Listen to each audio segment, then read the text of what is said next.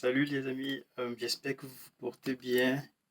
Moi c'est Richel et bienvenue dans la vidéo de la semaine. Pour cette nouvelle vidéo, on parlera de ce genre de truc. J'espère que c'est lisible, qui revient sous plusieurs formes. Ça peut aussi ressembler à ça. Ou alors, ce que certains font, c'est qu'ils ont un bloc-notes dans lequel ils les mentionnent. Vous l'aurez deviné, hein, on parlera dans cette première partie, car ça ne serait pas la seule, il y en aura d'autres parties, de gestion de mots de passe. Et dans la deuxième, je ferai un exemple pratique. Comme je l'ai dit, première partie, on parlera uniquement de gestion de mots de passe, car qui dit mot de passe, de mon point de vue, dit organisation et discipline. Je mets l'accent sur discipline car si un mot de passe est faible, c'est-à-dire ne respecte pas le standard, par exemple, comme je l'ai montré sur la machine, quoi.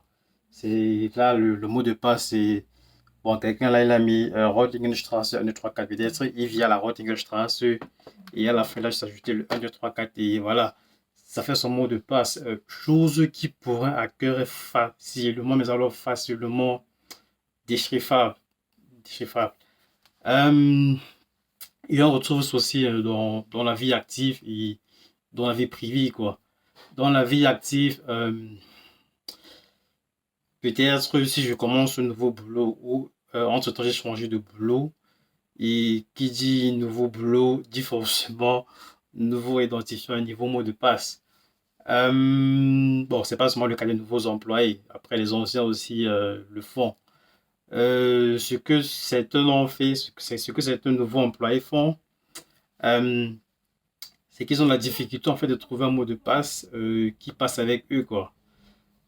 Beaucoup utilisent un mot de passe qui va déjà avec un de leurs anciens comptes, soit Gmail ou un compte de leurs réseaux sociaux comme Facebook ou Instagram.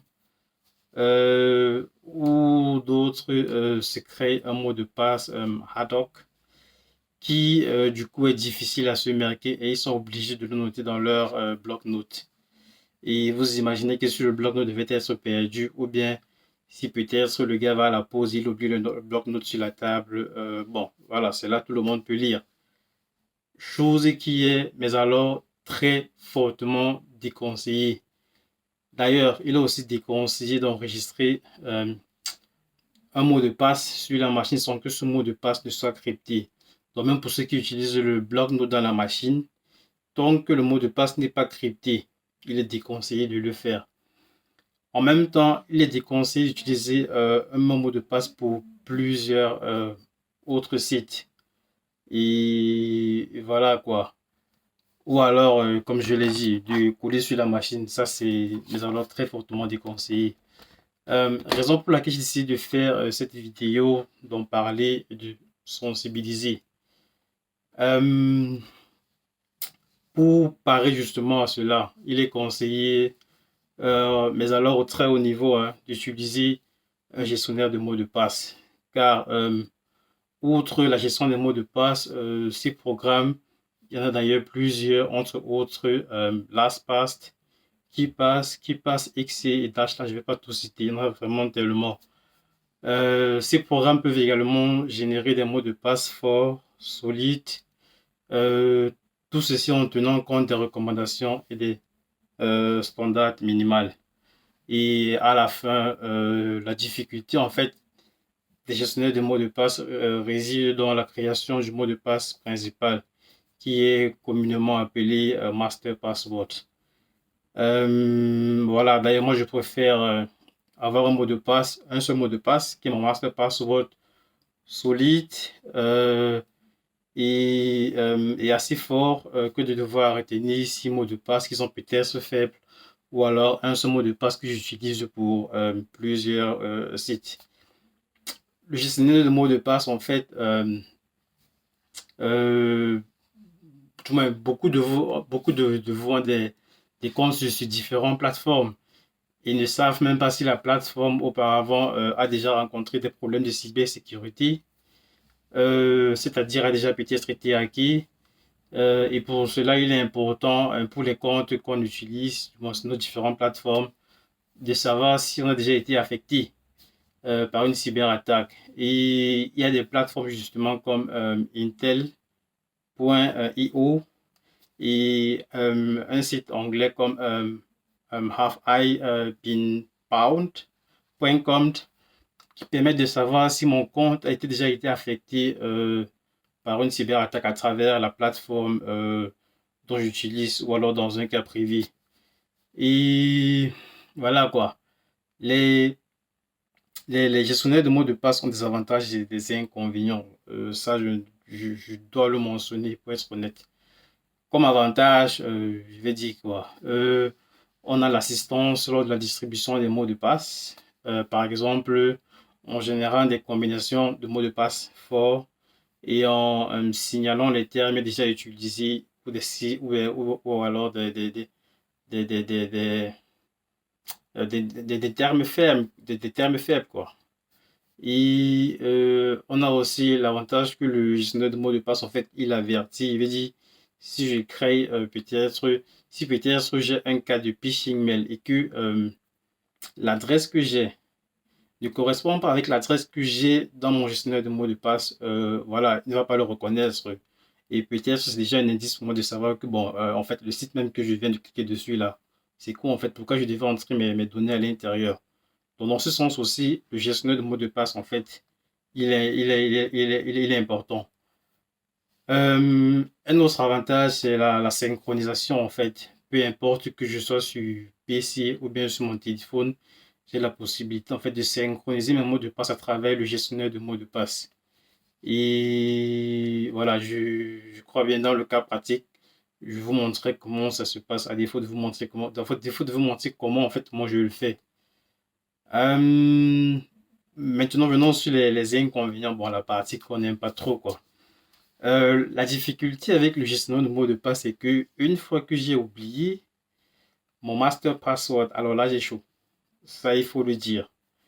Euh, Car, ou bien alors, si je n'ai même pas oublié, mais que je me fais hacker mon master password, ben là, le hacker, en fait, il a accès à tous mes mots de passe. Et s'il a accès à mon gestionnaire de mots de passe, là, il peut tout voir, en fait.